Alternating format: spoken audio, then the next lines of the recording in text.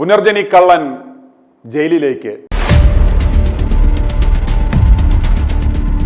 2018 ആ പ്രളയത്തെ തുടർന്ന് പറവൂർ നിയോജക മണ്ഡലത്തിലെ ജനങ്ങളെ വഞ്ചിച്ച് വിദേശ രാജ്യങ്ങളിൽ പോയി കോടികൾ തട്ടി വമ്പിച്ച ഹവാല ഇടപാടുകൾ നടത്തിയ, കള്ളപ്പണം വെളുപ്പിക്കൽ നടത്തിയ വി ഡി സതീശന്റെ ആ തരികടകൾ ഇപ്പോൾ ഒന്നൊന്നായി പുറത്തു വന്നുകൊണ്ടിരിക്കുകയാണ്.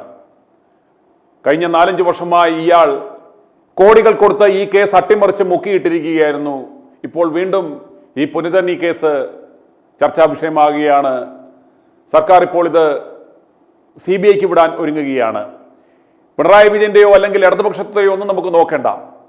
ഇതിനെ ഒരു തിരഞ്ഞെടുപ്പിന് മുന്നോടിയായുള്ള ഒരു ഗിമ്മിക്കായിട്ടും നമുക്ക് കരുതേണ്ട. ഇവിടെ നമുക്ക് ചർച്ച ചെയ്യേണ്ടുന്നത് ഈ വി ഡി സതീശൻ എന്ന് പറയുന്ന ഈ പുനർജനി കള്ളനാണ് UDFന്റെ അമരത്ത് നിന്ന് ആ പ്രസ്ഥാനത്തെ നയിക്കാൻ പോകുന്നതും അടുത്ത മുഖ്യമന്ത്രി കസേരയ്ക്ക് വേണ്ടി മുന്നിട്ട് നിൽക്കുന്നതും, അതുപോലെ രാഹുൽ മാങ്കുട്ടത്തിലിനെ പോലെയുള്ള ചെറുപ്പക്കാരെ നശിപ്പിച്ചില്ലാതാക്കി പാർട്ടിയുടെ സർവാധിപത്യം കൈയടക്കി വെച്ചിരിക്കുന്ന ഇയാൾ ആരാണെന്ന് അറിയണം. കഴിഞ്ഞ ദിവസം ഇയാൾ മാധ്യമങ്ങളുടെ മുന്നിൽ വന്നു നിന്ന് വെല്ലുവിളിക്കുന്നത് കണ്ടു. ഞാൻ അങ്ങ് പേടിച്ചു പോയി എന്ന് പറയുവാൻ. കേക്കച്ചൻ ശരിക്കും പേടിക്കണം. യഥാർത്ഥത്തിൽ പിണറായി വിജയന് ആർജവമുണ്ടെങ്കിൽ ഈ ഇടത് സർക്കാരിന് ഇവന്മാരെ അടിപടലം പറിക്കണമെന്നുണ്ടെങ്കിൽ ഇത് ഏറ്റവും നല്ല ഒരു അവസരമാണ്. പക്ഷേ പിണറായി വിജയൻ അത് ചെയ്യുമോ ഇല്ലയോ എന്നാണ് നമുക്ക് കണ്ടറിയേണ്ടത്. അതുപോലെ തന്നെ BJPയെ സംബന്ധിച്ചിടത്തോളം ഈ UDFന്റെ അതല്ലെങ്കിൽ ഒരു പ്രതിപക്ഷ നേതാവിനെ തന്നെ അയാളുടെ മണ്ഡലത്തിൽ തോൽപ്പിക്കുവാനും അദ്ദേഹത്തെ ജയിലിൽ അടയ്ക്കുവാനും പറ്റാവുന്ന ഏറ്റവും വലിയൊരു സുവർണാവസരമാണ് ഇപ്പോൾ കൈവന്നിരിക്കുന്നത്. കാരണം നൂറുകണക്കിന് കോടിയുടെ തീവട്ടിക്കൊള്ളയും കള്ളപ്പണം വെളുപ്പിക്കലും ഹവാല ഇടപാടും ഈ വിഷയത്തിൽ നടന്നിട്ടുണ്ട്. കേന്ദ്ര ഏജൻസികൾക്ക് കൃത്യമായി ഈ വിഷയത്തിൽ ഇടപെടാം. ഇപ്പോൾ ഒരു ജട്ടിക്കേസിൽ മന്ത്രി രാജുവിന് അയാളുടെ MLA സ്ഥാനം പോയി എന്നതുപോലെ ഈ മുമ്പന്തിയിൽ നിൽക്കുന്ന കോൺഗ്രസിന്റെ മുന്നിൽ നിൽക്കുന്ന ഈ നെട്ടൂർ കേക്കച്ചനെ അടിപടലം അകത്താക്കുവാൻ പറ്റുന്ന ഏറ്റവും വലിയ സുവർണാവസരമാണ് ഇടതുപക്ഷത്തിനും BJPക്കും കൈവന്നിരിക്കുന്നത്. പക്ഷേ അവർ ഈ വിഷയത്തിൽ ഇടപെടുമോ? അതല്ലെങ്കിൽ അവർക്കും കോടികൾ വാരിക്കോരി നൽകി അതുകൊണ്ടല്ലേ അവർ ഇത്രയും വർഷം ഇത് മിണ്ടാതിരുന്നത്? ഇത്രയും ഏത് പൊട്ടക്കണ്ണൻ നോക്കിയാലും ഏത് കൊച്ചുകുട്ടി നോക്കിയാൽ പോലും പ്രഥമ ദൃഷ്ട്യാ തന്നെ ഇതിനകത്ത് ആയിരക്കണക്കിന് രൂപയുടെ കോടികളുടെ തട്ടിപ്പ് നടത്തിയിട്ടുണ്ട്. ഇയാൾ ആദ്യം പച്ച കള്ളം വിളിച്ചു പറയുകയും ആ പച്ചക്കള്ളം പൊളിയുകയും ഒക്കെ ചെയ്യുന്നത് കണ്ടാണ്. അതിൻ്റെ വിശദമായ തെളിവുകൾ, അതല്ലെങ്കിൽ ഇയാൾ ആദ്യം പച്ചക്കള്ളം പറയുന്നതും പിന്നീട് അതിൻ്റെ സത്യാവസ്ഥ പുറത്തു വരുന്നതും എല്ലാം ഇപ്പോൾ നിങ്ങൾക്ക് കാണാവുന്നതാണ്.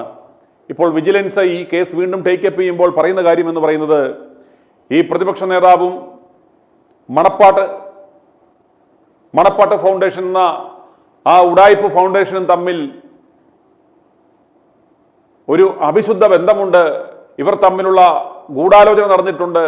ഇവരുടെ ഇടപാടുകളൊന്നും സുതാര്യമല്ല. വമ്പൻ ഹവാല ഇടപാടുകൾ, കള്ളപ്പണം വെളുപ്പിക്കൽ പരിപാടികൾ നടന്നിട്ടുണ്ട് എന്നാണ് വിജിലൻസ് ഇപ്പോൾ പറയുന്നത്. അതിൻ്റെ കൃത്യമായ തെളിവുകളുമുണ്ട്. നമുക്കറിയാം, UK-ൽ മിഡ്ലാൻഡ്സ് ഇന്റർനാഷണൽ എയ്ഡ്സ് ട്രസ്റ്റ് എന്ന ആ ഒരു ട്രസ്റ്റിൽ നിന്നും ഇവരുണ്ടാക്കിയ മണപ്പാട്ട് ട്രസ്റ്റിന്റെ FCRA അക്കൗണ്ട് വഴിയാണ് 27/11/2018 മുതൽ 8/3/2022 വരെ ഏതാണ്ട് 4 വർഷത്തോളം കാലം കോടികളുടെ ഇടപാടുകൾ നടന്നിട്ടുണ്ട് എന്ന് വിജിലൻസ് കണ്ടെത്തിയിട്ടുണ്ട്. ഇതിനെക്കുറിച്ച് ഒരക്ഷരം പോലും വി ഡി സതീശൻ ഇതുവരെ പറഞ്ഞിട്ടില്ല. എത്ര പിരിച്ചെന്നോ എത്ര പണം കിട്ടിയെന്നോ അതിൽ എത്ര കോടി ഇവിടെ കൊണ്ടുവന്നെന്നോ ഇയാൾ ഇതുവരെ പറഞ്ഞിട്ടില്ല. അതിൽ എത്ര വീട് വെച്ച് കൊടുത്തിട്ടുണ്ട് എന്ന് പോലും പറഞ്ഞിട്ടില്ല. ഗുണഭോക്താക്കൾ ആരൊക്കെയായിരുന്നു എന്ന് പറഞ്ഞിട്ടില്ല. അപ്പോൾ ഈ 4 വർഷം 2017/11/2018 മുതൽ 8/3/2022 വരെ ഇവർ നൂറുകണക്കിന് കോടി പിരിച്ചിട്ടുണ്ട്. ആ പണം ഈ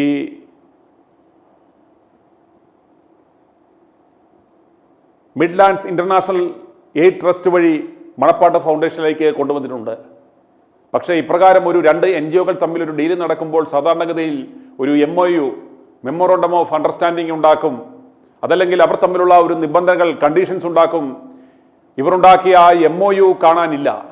ഇവർ പറയുന്നത് യാതൊരു MOU ഇല്ല എന്നാണ്. പക്ഷേ ആ MOUയിൽ പറഞ്ഞിരിക്കുന്ന കാര്യങ്ങൾ പുറത്തറിഞ്ഞാൽ അത് വമ്പൻ ഹവാല ഇടപാടും കള്ളപ്പണ ഇടപാടുമാണെന്ന് നാട്ടുകാർ തിരിച്ചറിയും, മനസ്സിലാക്കും, അത് ഇവർക്ക് പണിയാകും എന്നതുകൊണ്ട് ആ MOU ഒളിപ്പിച്ചതാണോ അതോ ഇല്ലാത്തതാണോ എന്നാണ് വിജിലൻസ് അന്വേഷിക്കുന്നത്. യാതൊരു കാരണവശാലും ഇപ്രകാരം കോടികളുടെ ഇടപാട് നടത്തുമ്പോൾ ഒരു MOU ഇല്ലാതിരിക്കില്ല.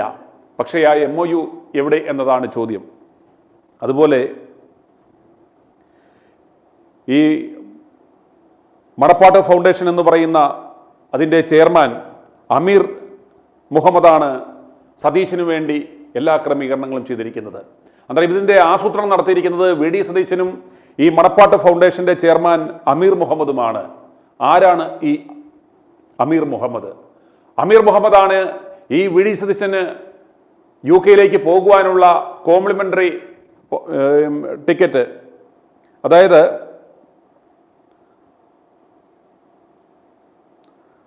ആ കോംപ്ലിമെൻ്ററി ടിക്കറ്റ് അറേഞ്ച് ചെയ്ത് കൊടുത്തു. ആ കോംപ്ലിമെൻ്ററി ടിക്കറ്റിൻ്റെ ടാക്സ് അടച്ചിരിക്കുന്നത് ഈ മണപ്പാട്ട് ഫൗണ്ടേഷനാണ്. അതുപോലെ VD സതീശന് UK താമസിക്കുവാനുള്ള സകല ചെലവുകളും അദ്ദേഹത്തിൻ്റെ താമസ ചെലവും ഭക്ഷണവും മറ്റ് എൻ്റർടൈൻമെൻറ്റും എല്ലാം വഹിച്ചത് ഈ അമീർ മുഹമ്മദാണ്. ഈ അമീർ മുഹമ്മദ് ആരാണ്? ഈ അമീർ മുഹമ്മദിൻ്റെ ഈ FCRA അക്കൗണ്ടുള്ള ഈ സംഘടനയുമായി ഇയാൾക്ക് എന്താണ് ബന്ധം? ഇവർ തമ്മിലുള്ള ഇടപാടുകൾ എന്താണ്? വിജിലൻസ് കൃത്യമായി പറയുന്നു, ഈ അമീർ അഹമ്മദിൻ്റെ ഈ ഫൗണ്ടേഷനുമായി ചേർന്ന് ഇവർ 100 കണക്കിന് കോടിയുടെ കള്ളപ്പണം വെളുപ്പിച്ചിട്ടുണ്ട്, ഹവാല ഇടപാടുകൾ നടത്തിയിട്ടുണ്ട്. ഈ പ്രളയം 2018 പ്രളയബാധിതരെ മുന്നിൽ നിർത്തി ഇവർ കോടികൾ ഇത്തരത്തിൽ ഹവാല ഇടപാടുകൾ നടത്തിയിട്ടുണ്ട് എന്നാണ് വിജിലൻസ് പറയുന്നത്. അതുകൊണ്ട് തന്നെയാണ് ആ വിദേശ രാജ്യത്ത് നടത്തിയ ഈ പണപ്പിരിവും ആ കണക്കുമായി ബന്ധപ്പെട്ട് തങ്ങൾക്ക് ഇടപെടാൻ സാധിക്കത്തില്ല. അതുകൊണ്ടാണ് CBI പോലുള്ള ഒരു ദേശീയ ഏജൻസിയുടെ അന്വേഷണം വേണമെന്ന് അവർ ആവശ്യപ്പെടുന്നത്. അതുകൊണ്ട് VD സതീശൻ അങ്ങനെ തള്ളിക്കളയാൻ പറ്റത്തില്ല. ഈ 4 കൊല്ലം കോടികൾ കൊടുത്ത് പ്രതിപക്ഷ പാർട്ടികളെയും അതുപോലെ ഇതിൻ്റെ അന്വേഷണ ഉദ്യോഗസ്ഥരെയും നിർവീര്യമാക്കി എന്ന ആ അഹങ്കാരത്തിലും അഹന്തയിലുമാണ് ഇയാൾ വെല്ലുവിളിച്ചത്. പക്ഷേ ഈ കേസ് അന്വേഷിക്കുകയാണെങ്കിൽ ഇവൻ അകത്താകും, ഇവൻ പുനർതന്നെ കള്ളനാണ് എന്ന കാര്യത്തിൽ യാതൊരു സംശയവുമില്ല. ഈ VD സതീശന്റെ കള്ളത്തരം മനസ്സിലാക്കി നിയമസഭയെ അറിയിക്കാതെ കേന്ദ്ര സർക്കാരിനെ അറിയിക്കാതെ വ്യക്തിഗത പരിപാടി എന്നും പറഞ്ഞ് ഒരു സെമിനാറിന് പോവുകയാണ് എന്നും പറഞ്ഞ് പോയ ഈ VD സതീശൻ ബക്കിംഗ്ഹാമിൽ പോയി അവിടെ പ്രസന്റേഷൻ കൊടുക്കുകയും പ്രളയബാധിതർ അവിടുത്തെ ദുരിതങ്ങളുടെ എല്ലാം വിഷ്വൽ പ്രസന്റേഷൻ കൊടുക്കുകയും അവിടെ ആളുകളോട് പണം ആവശ്യപ്പെടുകയും ചെയ്യുന്നു എന്നുള്ള വ്യക്തമായ തെളിവുകളെല്ലാം മനസ്സിലാക്കി നിയമസഭയിൽ MLA-മാരായ S. Sharma, M. Swaraj, James Mathew എന്നിവർ കൃത്യമായി നിയമസഭയിൽ ഈ കാര്യം ഉന്നയിക്കുകയുണ്ടായി. ആ നിയമസഭയിൽ അവർ ഈ കാര്യം ഉന്നയിക്കുന്നത് നിങ്ങൾ കാണുക. അതിനുശേഷം ഈ VD സതീശന്റെ ഉരുണ്ടുകളിയും ഇവൻ ആ സഭയിൽ ആ സഭാംഗങ്ങളെയും സഭയെയും നാണം കെടുത്തി അവൻ പച്ചക്കള്ളം പറയുന്നത് നമുക്ക് കാണാം. ആദ്യം MLA-മാരുടെ ആ സംസാരത്തിലേക്ക്. ഈ സന്ദർഭത്തിൽ സതീശനോട് പറഞ്ഞ ഒരു വാക്യം പറയുന്നുണ്ട്. ബഹുമാനപ്പെട്ട സതീശ, ഈ പുനർനിർമ്മാണം മറ്റിതൊക്കെ പരാജയപ്പെട്ടു എന്ന് പറഞ്ഞല്ലോ. അങ്ങ് വിദേശത്തൊക്കെ പോയിട്ട് ഒരുപാട് പൈസ പിരിച്ച് വീട് വെക്കാൻ ഏത് അനുവാദത്തിന്റെ അടിസ്ഥാനത്തിലാണ് അങ്ങനെ ചെയ്തത്? അത് ശരിയാണോ? ആ പൈസ പിരിച്ചിട്ടുണ്ടെങ്കിൽ അതിന്റെ കണക്ക് എവിടെയാണ് വെച്ചത്? ആ കണക്കൊന്ന് വെക്കാൻ അങ്ങയോട് തന്നെ ഒന്ന് ആവശ്യപ്പെടണം എന്നീ അവസരത്തിൽ പറഞ്ഞുകൊണ്ട് ഞാൻ ഇതിനെ എതിർക്കുന്നു. പ്രമേയ അവതാരകൻ പറഞ്ഞു ഷേക്സ്പിയറെ അദ്ദേഹം ഉദ്ധരിച്ചു. നന്നായി, ഷേക്സ്പിയറൊക്കെ നമ്മുടെ സഭയിൽ വരുന്നത് നല്ലതാണ്. പക്ഷെ ഷേക്സ്പിയറുടെ പരമപ്രധാനമായ ഒരു വാചകമുണ്ട്. അതെന്താണെന്ന് അറിയാമോ? അവനവനോടെങ്കിലും സത്യസന്ധത പുലർത്തുക എന്നതാണ് പരമപ്രധാനം. ഞാൻ അങ്ങയോട് ചോദിക്കട്ടെ, ഫോറിൻ കോൺട്രിബ്യൂഷൻ റെഗുലേഷൻ ആക്ടിനെ കുറിച്ച് പറയുമ്പോ അങ്ങയുടെ മണ്ഡലത്തിൽ ഒരു പദ്ധതിക്ക് വേണ്ടി അങ്ങ് വിദേശങ്ങളിലൊക്കെ പോയി പണം പിരിച്ചല്ലോ. ബെർമിംഗ്ഹാമിലെ അങ്ങയുടെ പ്രസംഗത്തിന്റെ ഒരു ക്ലിപ്പ് ഞാൻ കേട്ടു. 500 പൗണ്ട് വെച്ച് തരണമെന്ന് അഭ്യർത്ഥിച്ചു. ഏത് ഫോറിൻ കോൺട്രിബ്യൂഷൻ റെഗുലേഷൻ ആക്ട് നോക്കിയിട്ടാണ് നിങ്ങൾ ഈ ധനസമാഹരണം നടത്തിയത്? നിങ്ങൾ എത്ര പണം സമാഹരിച്ചു? നിങ്ങൾ എത്ര വീട് വെച്ചു? നിങ്ങൾ എത്ര വിദേശയാത്ര നടത്തി? ഇത് ഞാൻ അങ്ങയെ ആക്ഷേപിക്കാൻ പറയുന്നതല്ല. എനിക്ക് അങ്ങയുടെ മേൽ ഒരു ആരോപണവുമില്ല. പക്ഷെ ജനങ്ങൾ ചർച്ച ചെയ്യുന്നു. നിങ്ങൾ കണക്ക് കൊടുക്കണ്ടേ? നിങ്ങൾ കാര്യങ്ങൾ സുതാര്യമാക്കണ്ടേ? നിങ്ങൾ കാടടച്ച് വെടിവെച്ചാൽ മതിയോ? പ്രമേയ അവതാരകൻ അദ്ദേഹത്തെ കുറിച്ച് പറയാതിരിക്കാൻ പറ്റില്ലല്ലോ. ബഹുമാന്യായ സ്വരാജ് പറഞ്ഞു. സ്വരാജ് പറഞ്ഞതിനെ കുറിച്ച് സാധാരണ ബഹുമാന്യായ പ്രമേയ അവതാരകന് ഇത്തരം വല്ല കാര്യവും കേട്ട ഉടനെ പേഴ്സണൽ എക്സ്പ്ലനേഷന് വേണ്ടി ആവശ്യപ്പെടുന്നു. കൊടുത്തിട്ടുണ്ട്. എന്നാ കൊടുത്തെങ്കിൽ ഒരു കാര്യവും കൂടി ചെയ്യും. അതിന്റെ ബാക്കി CD ഞാനിവിടെ വെക്കുന്നുണ്ട്. അനുവാദം വാങ്ങിയിട്ട് തന്നെയാണ്. എന്താണോ സ്വരാജ് പറഞ്ഞത്, ബർമിംഗ്ഹാമിൽ പോയി $500 വീതം പുനർജനി പറവൂരിന് വേണ്ടി വാങ്ങുന്നതിന് നടത്തിയ അഭ്യർത്ഥനയുടെ CD ആണ് ഇവിടെ വെക്കാൻ പോകുന്നത്. ഇത് ഫെറയുടെയും ഫെമയുടെയും അനുമതി വാങ്ങിയാണോ ചെയ്തത്? പറയണം. ഒരൊറ്റ ടേമിൽ 81 തവണ വിദേശയാത്ര നടത്തിയത് എന്തിനായിരുന്നു എന്ന് നാട്ടുകാർ അറിയണ്ടേ? തീർച്ചയായിട്ടും അറിയണം. പ്രേക്ഷകർ കാണാൻ പോകുന്നത് ആ നിയമസഭയിൽ ആ സാമാജികരെയെല്ലാം മണ്ടന്മാരാക്കിക്കൊണ്ട് ഈ പുനർജനി കള്ളൻ, ഈ തീവള്ളി സതീശൻ, ആ പഴയ മണി ചെയിൻ തട്ടിപ്പുകാരൻ പച്ചക്കള്ളം വിളിച്ചു പറഞ്ഞ് നിങ്ങൾക്ക് കാണാം. അയാൾ പറയുന്നു, ഞാൻ UK-യിൽ പോയത് ക്ലൈമറ്റ് റെസൊല്യൂഷൻ ആ സമ്മിറ്റിൽ സംസാരിക്കുവാൻ വേണ്ടിയാണ് ഞാൻ പോകുന്നത്. ഞാൻ പുനർജനി പദ്ധതിയെക്കുറിച്ച് അവിടെ പറഞ്ഞിട്ടില്ല, പണം പിരിച്ചിട്ടില്ല എന്ന് ഇയാൾ ആണയിട്ട് സഭയിൽ പറയുന്നത് കാണുക. ഇവിടെ ബഹുമാനപ്പെട്ട ശ്രീ ജെയിംസ് മാത്യു ഒരു CD വെച്ചു. ആ വെച്ച CD ഞാൻ എൻ്റെ ഫേസ്ബുക്കിൽ ഇട്ട CD ആണ്. ഞാൻ UK-യിലെ ബർമിംഗ്ഹാമിൽ ക്ലൈമറ്റ് റെസിലിയൻസിനെ സംബന്ധിച്ച ഒരു വലിയ സെമിനാറിൽ സംസാരിക്കാൻ എന്നെ ഗസ്റ്റായി വിളിച്ചപ്പോൾ ഞാൻ അവിടെ നടത്തിയ പ്രസംഗത്തിന്റെ CD ആണ് അദ്ദേഹം പറയുന്ന ഈ CD എൻ്റെ ഫേസ്ബുക്ക് പോസ്റ്റിൽ ഇട്ടിരുന്നതാണ്. സാർ, ഞാൻ യുണൈറ്റഡ് നേഷൻസിന് ഞാൻ പോയി സംസാരിച്ചിട്ടുണ്ട്, ഞാൻ ധാരാളം സമ്മേളനങ്ങളിൽ സംസാരിച്ചിട്ടുണ്ട്. രണ്ടാമത്തെ കാര്യം, ഞാൻ വിദേശ രാജ്യത്ത് ഒരു സ്ഥലത്ത് പോയിട്ട് എൻ്റെ പുനർജനി പദ്ധതിക്ക് വേണ്ടി ₹1 പോലും പിരിച്ചിട്ടില്ല. കണ്ടല്ലോ, യാതൊരു ഉളുപ്പുമില്ലാതെ സഭയിൽ നിന്ന് പച്ചക്കള്ളം പറയുന്നു. എന്നാൽ ജെയിംസ് മാത്യു MLA നിയമസഭയിൽ CD സ്പീക്കർക്ക് സമർപ്പിച്ചു. ഇയാൾ ബക്കിംഗ്ഹാമിൽ പോയി പറവൂരിലെ ആ പ്രളയ ദൃശ്യങ്ങൾ അവിടെയുള്ള നാട്ടുകാരെ കാണിക്കുകയും അവിടുത്തെ സ്ത്രീകളെ അവർക്ക് സ്വയം തൊഴിൽ നൽകുവാൻ തയ്യൽ മെഷീൻ വേണം, അതിന് 500 പൗണ്ട് വീതം വേണം എന്നൊക്കെ ഇയാൾ ഒരു കോട്ടുമൊക്കെ സംഘടിപ്പിച്ചിട്ട് ആ സംസാരിക്കുന്നത് നമുക്ക് കാണാം. യാതൊരു ഉളുപ്പുമില്ലാതെ സഭയിൽ പച്ചക്കള്ളം പറഞ്ഞത് ജെയിംസ് മാത്യു MLA പൊളിച്ചു നിയമസഭയിൽ. അദ്ദേഹം നിയമസഭയിൽ കൊടുത്ത ആ CD-യുടെ ദൃശ്യങ്ങൾ നിങ്ങളൊന്ന് കാണുക. ബക്കിംഗ്ഹാമിൽ പോയി ഇയാൾ പുനർജനി പദ്ധതിക്കായി പണം ആവശ്യപ്പെടുന്ന ആ വീഡിയോ കണ്ടാലും. Around the table, 10 people are there. You are helping 5 families. I am going to give 5 sewing machines to 5 families. They lost their sewing machine. When they get the sewing machine, they can start their life. Actually, you are helping around the table. You are helping 5 families. When you are raising 500 pounds, that will help 5 families. And we are selecting selecting the beneficiaries through a transparent procedure by the members of the local body. Then we will go to our team will go there, and there will be a physical examination whether it is right or wrong. Then you can also, anybody can go there and random examination, random scrutiny, everything can be. ഇതുപോലെ പച്ചക്കള്ളം പറയുവാനും ഒടുവിൽ നാണം കെടാനും ഉളുപ്പുണ്ടോ സതീശ? സ്വല്പം ഉളുപ്പ്. നോക്കാതെ പറയില്ല, വെറുതെ വാദം ജയിക്കാൻ വേണ്ടി തെറ്റായ വസ്തുതകൾ ഞാൻ പറയില്ല. യാതൊരു ഉളുപ്പുമില്ലാതാണ് ഇദ്ദേഹം സഭയിൽ പറഞ്ഞത്. ഞാൻ UK-യിൽ പോയപ്പോൾ പറവൂർ നിവാസികൾക്ക് വേണ്ടി അല്ലെങ്കിൽ പുനർജീവനി പദ്ധതിക്ക് വേണ്ടി ഞാൻ പണം പിരിച്ചിട്ടില്ല എന്ന് യാതൊരു ഉളുപ്പുമില്ലാതെ പറഞ്ഞു. എന്നാൽ ജെയിംസ് മാത്യു MLA സഭയിൽ സമർപ്പിച്ച ആ CD-യിൽ നിന്നും കാര്യങ്ങൾ വ്യക്തമായി. ഇദ്ദേഹം UK-യിൽ പോവുകയും അവിടെ ഈ പദ്ധതിക്ക് വേണ്ടി വിഷ്വൽ പ്രസന്റേഷൻ കാണിച്ച് ഇദ്ദേഹം പണപ്പിരിവ് നടത്തുന്നത് നമ്മൾ വ്യക്തമായി കാണുകയും ചെയ്തു.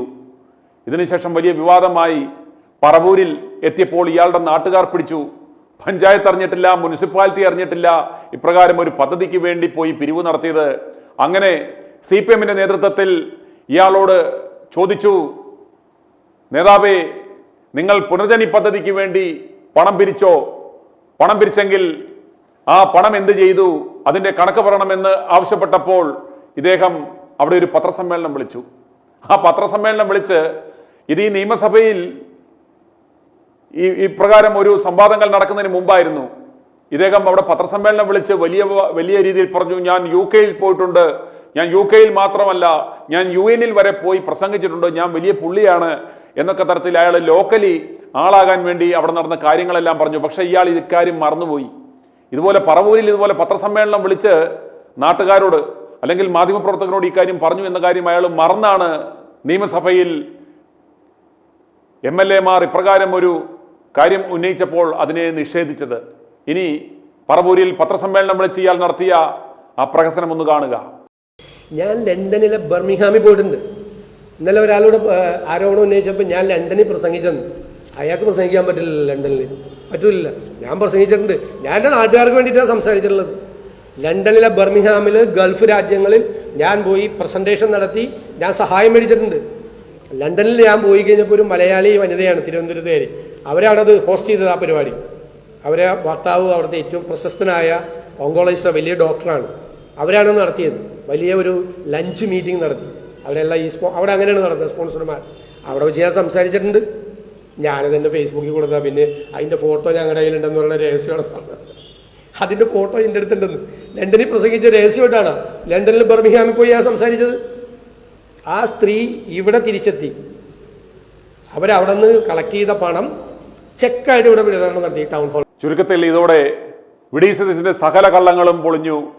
ആദ്യം ഇദ്ദേഹം പറഞ്ഞത് ബക്കിംഗ്ഹാമിൽ പോയപ്പോൾ പുനർജനി പദ്ധതിയെക്കുറിച്ച് ഞാൻ സംസാരിച്ചിട്ടില്ല എന്ന് പറഞ്ഞത് പൊളിഞ്ഞത് നാം കണ്ടു. അതുപോലെ അവിടെ ഞാൻ പണപ്പിരിവ് നടത്തിയിട്ടില്ല എന്ന് പറഞ്ഞ് രണ്ടാമത്തെ കാര്യവും പൊളിഞ്ഞു. ചുരുക്കം പറഞ്ഞാൽ ഇയാൾ ഈ വിഷയത്തിൽ പച്ച കള്ളമാണ് പറഞ്ഞത്. നിയമസഭയെയും അതുപോലെ കേരളത്തിലെ ജനങ്ങളെയും ഇയാൾ പറ്റിക്കുകയായിരുന്നു എന്ന് നമുക്ക് വ്യക്തമായി. അതുപോലെ ഇയാൾ എന്തൊക്കെ പ്രശ്നങ്ങൾ ഉണ്ടാക്കിയിട്ടുണ്ടോ അതെല്ലാം ഇട്ട നിലയിൽ പൊളിയുകയാണ് ചെയ്തേക്കുന്നത്. നമുക്കറിയാം, കഴിഞ്ഞ ഓണക്കാലത്ത് പറവൂരിൽ സപ്ലൈകോയുടെ ഉദ്ഘാടനത്തിന് ഇയാൾ പോയില്ല എന്ന് പറഞ്ഞു നിയമസഭയിൽ. അതും ഇതുപോലെ മുഖത്ത് നോക്കി തർക്കിച്ചു, ഞാൻ പോയിട്ടില്ല എന്ന്. എന്നാൽ കൃത്യമായി പറഞ്ഞപ്പോൾ ഇയാൾ അടുത്ത ദിവസം വന്നു നിന്ന് മാപ്പ് പറഞ്ഞു. അതിൻ്റെ വീഡിയോ അടക്കം ഞങ്ങൾ കൊടുത്തിരുന്നു. ഇയാൾ പോകുക മാത്രമല്ല അവളോട് പ്രസംഗിക്കുന്ന വീഡിയോ അടക്കം ഞങ്ങൾ പുറത്തുവിട്ട് കഴിഞ്ഞപ്പോൾ ഇയാൾ നിയമസഭയിൽ പരസ്യമായി മാപ്പ് പറഞ്ഞു, എനിക്ക് തെറ്റുപറ്റിയതാണ്. അന്നേരവും പറഞ്ഞു വലിയ നിലപാടുകളുടെ ഞാൻ ധാരണയില്ലാതെ തെളിവുകളില്ലാതെ ഒന്നും പറയത്തില്ല എന്നൊക്കെ പറഞ്ഞ് വാചകം അടിച്ചിട്ട് തൊട്ടടുത്ത ദിവസമാണ് ഇയാൾ മലക്കം പറഞ്ഞ് മാപ്പ് പറഞ്ഞത്. അതുപോലെ K-ഫോൺ വിഷയവുമായി ബന്ധപ്പെട്ട് ഇതിനകത്ത് ഭയങ്കര അഴിമതിയാണ്, തട്ടിപ്പാണ്, തരികിടയാണെന്ന് പറഞ്ഞ് ഇദ്ദേഹം ഹൈക്കോടതിയിൽ പോയി 8 നിലയിൽ അത് പൊട്ടി, നാണം കെട്ടു. ബഹുമാനപ്പെട്ട ഹൈക്കോടതി ചോദിച്ചു, ഇതൊരു പബ്ലിക് ഇൻട്രസ്റ്റ് ആണോ അതോ പബ്ലിസിറ്റി ഇൻട്രസ്റ്റ് ആണോ സതീശ എന്ന് പറഞ്ഞ് ചോദിച്ചു, നാണം കെട്ടു. അങ്ങനെ ചുരുക്കം പറഞ്ഞാൽ ഇയാൾ എവിടെ പോയി പരിപാടി അവതരിപ്പിച്ചാലും അതാണ് സതീശന്റെ ഗതി. ഒരു ഡോക്യുമെന്റിന്റെ പിൻബലമില്ലാതെ ഒന്നും സംസാരിക്കില്ല. ഞാൻ I will show the records. പറയില്ല. ഞാൻ പൊതുമാപ്പ് പറയാം നിയമസഭയോട്. എന്തെങ്കിലും ഫാക്ച്വൽ ആയിട്ടുള്ള മിസ്റ്റേക്ക് വന്നിട്ടുണ്ടെങ്കിൽ എന്നോട് അത് ചലഞ്ച് ചെയ്യാൻ പറ്റില്ല. വളരെ കൃത്യമായിട്ടുള്ള ഡോക്യുമെന്റ് കിട്ടിയപ്പോൾ ഞങ്ങൾ കോടതിയിൽ പോയി. K-ഫോൺ ഹർജിയിൽ പ്രതിപക്ഷ നേതാവിന് ഹൈക്കോടതി വിമർശനം. ലക്ഷ്യം പബ്ലിക് ഇൻട്രസ്റ്റ് ആണോ പബ്ലിസിറ്റി ആണോ എന്ന ചോദ്യം ഹർജി ഫയലിൽ സ്വീകരിച്ചില്ല. അത് വിമർശിക്കുകയല്ല ചെയ്തിരിക്കുന്നത്, പരിഹസിക്കുകയാണ് ചെയ്തിരിക്കുന്നത്. ഞാൻ നോക്കാതെ പറയില്ല. വെറുതെ വാദം ജയിക്കാൻ വേണ്ടി തെറ്റായ വസ്തുതകൾ ഞാൻ പറയില്ല. പ്രിയമുള്ളവരെ, നിങ്ങൾ മനസ്സിലാക്കണം, ഇതാണ് യഥാർത്ഥത്തിൽ വി.ഡി. സതീശൻ. വെറും ഒരു ഊതി വീർപ്പിച്ച ബലൂൺ. PR ഏജൻസികൾ വാഴ്ത്തുപാട്ടുമായി നടത്തുന്ന ഇവൻ യഥാർത്ഥത്തിൽ ആരാണ് എന്ന് ജനങ്ങൾ തിരിച്ചറിയണം. ഈ പുനർജനി പദ്ധതിക്ക് വേണ്ടി കോടികളുടെ കള്ളപ്പണം വെളുപ്പിക്കൽ പരിപാടിയും ഹവാല ഇടപാടും നടത്തിയ ഇവൻ ഈ പണം ഉപയോഗിച്ചാണ് ഇപ്പോൾ ഈ PR പരിപാടി ചെയ്യുന്നത്, മാധ്യമങ്ങളെ വിലക്കെടുത്ത് നടത്തുന്നത് എന്ന് നിങ്ങൾ മനസ്സിലാക്കണം. അതുകൊണ്ട് ഈ പുനർജനി കേസ് സത്യസന്ധമായി അന്വേഷിച്ചാൽ ഇവൻ അകത്തു പോകും എന്ന കാര്യത്തിൽ യാതൊരു സംശയവും വേണ്ട. ഈ വരുന്ന തെരഞ്ഞെടുപ്പിൽ ഇത് ഇലക്ഷൻ സ്റ്റണ്ടൊന്നുമല്ല. ഈ 4 കൊല്ലം ഇവൻ കോടികൾ മുടക്കി ഒളിപ്പിച്ചിട്ടിരുന്ന ഈ പുനർജനി കേസ് ഇപ്പോൾ അത് CBIക്ക് വിടുകയും കേന്ദ്ര ഏജൻസികൾ ഇത് കൃത്യമായി അന്വേഷിക്കുകയും ചെയ്താൽ ഇതിൻ്റെ പിന്നിൽ നടന്ന ആ കള്ളപ്പണ ഇടപാട്, പ്രത്യേകിച്ച് മണപ്പാട്ട് ഫൗണ്ടേഷൻ എന്ന് പറയുന്ന ഇവൻ്റെ കൂട്ടുകാരൻ അമീർ അഹമ്മദ്, ഇവർ തമ്മിൽ നടത്തിയ ആ വിദേശ ഇടപാടുകളെല്ലാം എന്താണെന്ന് അന്വേഷിച്ചു കഴിഞ്ഞാൽ ഇവൻ അകത്തു പോകുമെന്ന കാര്യത്തിൽ യാതൊരു സംശയവുമില്ല. കഴിഞ്ഞ ദിവസം നിങ്ങൾ മാധ്യമങ്ങളിലൂടെ കണ്ടു കാണും, ഈ പദ്ധതിക്ക് വേണ്ടി നിരവധി സ്ഥലങ്ങളിൽ കല്ലിട്ടിട്ടുണ്ട്. ഇവർ അവകാശപ്പെടുന്നത് 229 വീടുകൾ പുനർജനി പദ്ധതി പ്രകാരം വെച്ചു കൊടുത്തിട്ടുണ്ടെന്നാണ്. പക്ഷേ അതിവിടെയുള്ള സ്പോൺസർമാരും ലോക്കലുള്ള ലയൺസ് ക്ലബ്ബുകാരും അതുപോലെ തന്നെ പലരുടെയും CSR ഫണ്ട് ഉപയോഗിച്ചിട്ടാണ് ആ വീടുകളെല്ലാം പണിതിരിക്കുന്നത്. അങ്ങനെ അവരുടെ ഫണ്ട് കൊണ്ട് വീട് പണിയുകയും ഈ വിദേശത്തു നിന്ന് പിരിച്ച പണം ഇവർ മുക്കുകയും ചെയ്തിട്ടുണ്ട് എന്നതാണ് ഈ പുനർജനി കേസിന്റെ യഥാർത്ഥ വസ്തുത. അതുകൊണ്ട് ഇവർ എത്ര കോടി പിരിച്ചു സതീശൻ കൃത്യമായിട്ടും പറയേണ്ടുന്നത്, ജനങ്ങളോട് പറയേണ്ടുന്നത്, നിങ്ങൾക്ക് ആർജവമുണ്ടെങ്കിൽ നിങ്ങൾ ചുമ്മാ ഇളിച്ചു കാണിക്കുകയും വെല്ലുവിളിക്കുകയും ചെയ്യുന്നതിന് പകരം ഈ പുനർജനി പദ്ധതി പ്രകാരം വിദേശത്തു നിന്ന് നിങ്ങൾ എത്ര കോടി പിരിച്ചു, അതിൽ എത്ര കോടി ഇവിടെ കൊണ്ടുവന്നു, അതുപോലെ ഇവിടെ വെച്ചു കൊടുത്ത 229 വീടുകളിൽ കേരളത്തിൽ നിന്നുള്ള CSR ഫണ്ട് ഉപയോഗിച്ചും അതുപോലെ കേരളത്തിൽ നിന്നുള്ള ഫണ്ട് ഉപയോഗിച്ചും എത്ര വീട് പണിതു, ഇതിന്റെ ഈ പുനർജനി പദ്ധതിക്ക് വേണ്ടി നിങ്ങൾ മൊത്തത്തിൽ എത്ര കോടി പിരിച്ചു, അതിന്റെ ഗുണഭോക്താക്കൾ ആരെല്ലാമാണ്, ഇനിയും ആർക്കെങ്കിലും നിങ്ങൾ വാക്ക് കൊടുത്തിട്ട് വാക്ക് പാലിക്കാനുണ്ടോ? നിരവധി പേർ പല സ്ഥലങ്ങളിലും ഇതാണ് കേക്കച്ചന്റെ കല്ല് എന്ന് പറഞ്ഞ് നമ്മൾ കഴിഞ്ഞ ദിവസം ചാനലുകളിൽ കണ്ടു. കല്ലുകൾ കുഴിച്ചിട്ട് അതേ അവസ്ഥയിൽ കിടക്കുകയാണ്. ഉടൻ തന്നെ അവിടെ വീട് പണിത് കൊടുക്കുമെന്ന് പറഞ്ഞിട്ട് അതിന്റെ ഗുണഭോക്താക്കൾ ഇപ്പോഴും നടക്കുകയാണ്. അന്ന് ഈ കേക്കച്ചൻ കുഴിച്ചിട്ട കല്ല് കാട് കയറി കിടക്കുകയാണ്. അതുകൊണ്ട് വി.ഡി. സതീശൻ കൃത്യമായി ഇതിനൊരു മറുപടി പറയണം. ഈ പുനർജനി പദ്ധതിയുമായി ബന്ധപ്പെട്ട് നിങ്ങൾ എത്ര കോടി പിരിച്ചു, എത്ര കോടി ഇവിടെ കൊണ്ടുവന്നു, കേരളത്തിൽ നിന്നും എത്ര കോടി പിരിച്ചു, ഈ വെച്ച വീടുകൾ ആരുടെ പണം കൊണ്ടാണ്, ഗുണഭോക്താക്കൾ ആരെല്ലാമാണ്, ഇനി എത്ര പേർക്ക് നിങ്ങൾ വീട് വെച്ച് കൊടുക്കുവാനുണ്ട് എന്നുള്ള കാര്യങ്ങൾ സുതാര്യമായി നിങ്ങൾ ജനങ്ങളെ ബോധ്യപ്പെടുത്തണം. അതല്ലാതെ ഈ PR പരിപാടി കൊണ്ടൊന്നും നടന്നിട്ട് കാര്യമില്ല. ഇനി പന്ത് പിണറായി വിജയന്റെയും അതുപോലെ തന്നെ കേന്ദ്ര സർക്കാരിൻ്റെയും കയ്യിലാണ്. ഈ കള്ളനെ പൂട്ടുവാൻ ഒരു സുവർണാവസരമാണ് വന്നിരിക്കുന്നത്. പറവൂരിൽ തന്നെ ഇവനെ ഉറവിടത്തിൽ തന്നെ ഈ മാലിന്യത്തെ സംസ്കരിക്കുവാൻ ഈ മിഷൻ 250യുടെ 83ാം ദിനമായി ഇന്ന് ഒരു സുവർണാവസരമാണ് ഈ വന്നിരിക്കുന്നത്. അത് പിണറായി വിജയൻ സർക്കാരും അതുപോലെ തന്നെ കേന്ദ്ര സർക്കാരും ഉപയോഗിക്കുമോ എന്ന് വേണം നമുക്ക് കണ്ടറിയാം. i2i News, an eye for truth. i2i News subscribe ചെയ്തിട്ടില്ലാത്തവർ ഇപ്പോൾ തന്നെ സബ്സ്ക്രൈബ് ചെയ്യുക. നോട്ടിഫിക്കേഷൻ ലഭിക്കുവാൻ ബെൽ ബട്ടണും അമർത്തുക.